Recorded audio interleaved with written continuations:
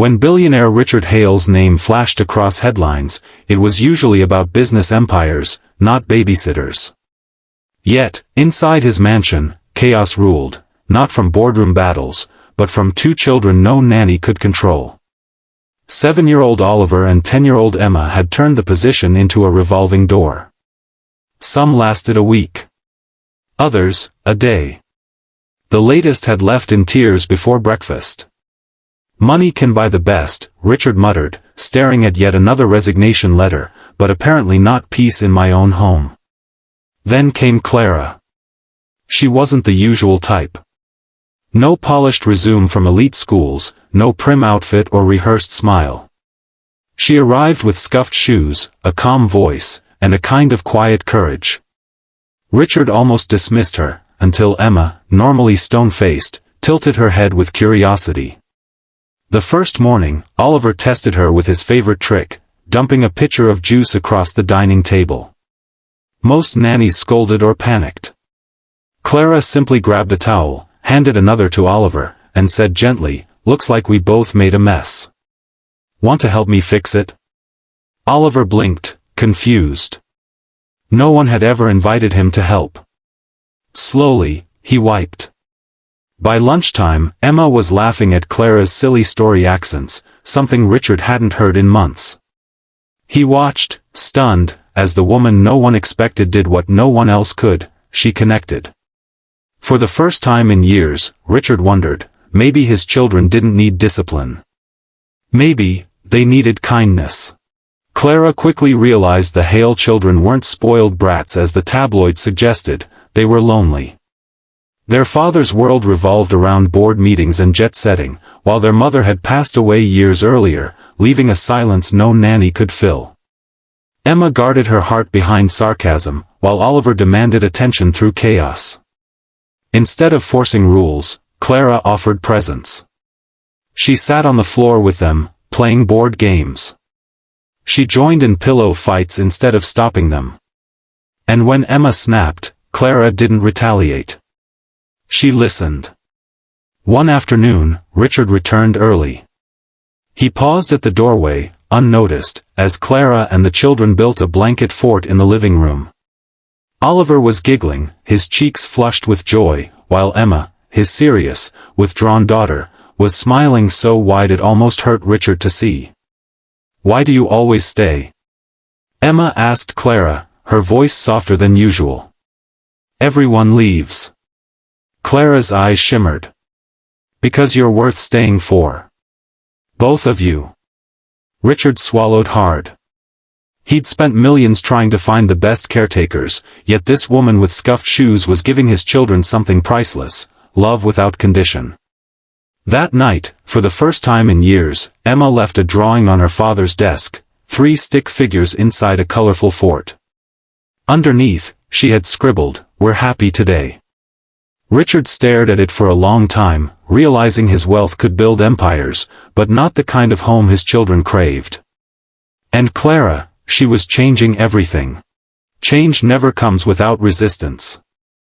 As weeks passed, Clara's bond with the children deepened, but challenges tested her patience. Oliver's mischief reached a peak when he locked himself in the library and drew on Richard's priceless antique maps with markers. The household staff panicked, whispering about Clara's inevitable resignation. But instead of shouting, she slipped a piece of paper under the door with a crayon. A minute later, a tiny drawing slid back out, a stick figure pirate. Clara chuckled, responding with her own sketch of a dragon. Back and forth they went until Oliver finally opened the door, giggling. "You're the first grown-up who plays," he admitted. Richard, furious at the ruined maps, stormed in. But before he could speak, Clara placed a hand on his arm. "He wasn't destroying, Mr. Hale, he was trying to tell a story. Maybe next time, he just needs a safer canvas." Richard froze, taken aback by her calmness. No one had ever dared to stop him mid-lecture. Yet Oliver's little arms wrapped around Clara's waist, whispering, "Don't leave, okay?" For Richard, it was a revelation. His son, usually uncontrollable, wasn't rebelling against rules. He was crying out for connection.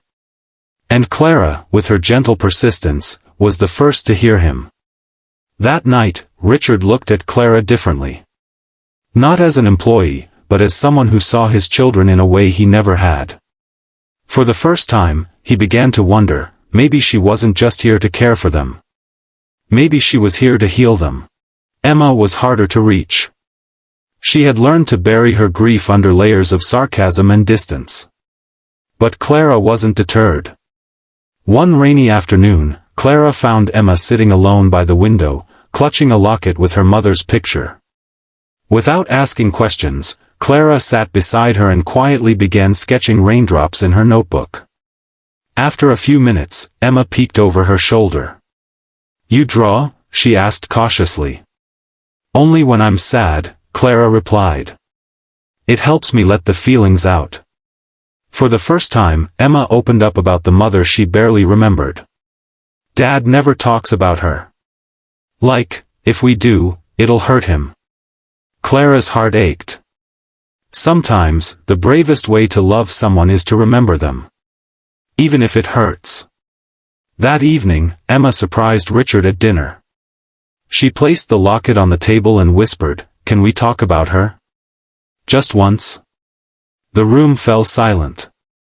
Richard's throat tightened. He had buried his grief so deep he didn't realize his children carried it too. With Clara's quiet nod of encouragement, he began sharing memories, how their mother laughed too loudly at bad jokes, how she loved making pancakes on Sundays. Emma's eyes glistened, and Oliver squeezed her hand. For the first time, they grieved together, not alone. And Clara's presence had unlocked the door to that healing moment. Richard realized then, she wasn't just changing the children. She was changing him. Months passed, and the Hale mansion no longer echoed with tantrums and slammed doors. Instead, it rang with laughter, storytelling, and the messy, beautiful noise of a family rediscovering itself. Richard, once skeptical, now found himself lingering at home more often, helping with forts, taste-testing burnt cookies, even letting Oliver cover his suit with stickers.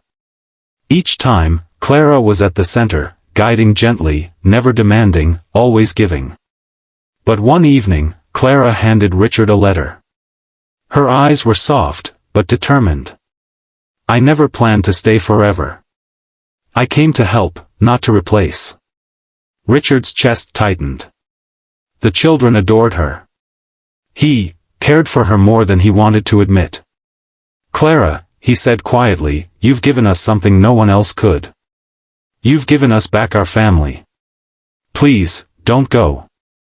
Emma and Oliver clung to her, crying, "You promised you'd stay." Clara knelt, wiping their tears.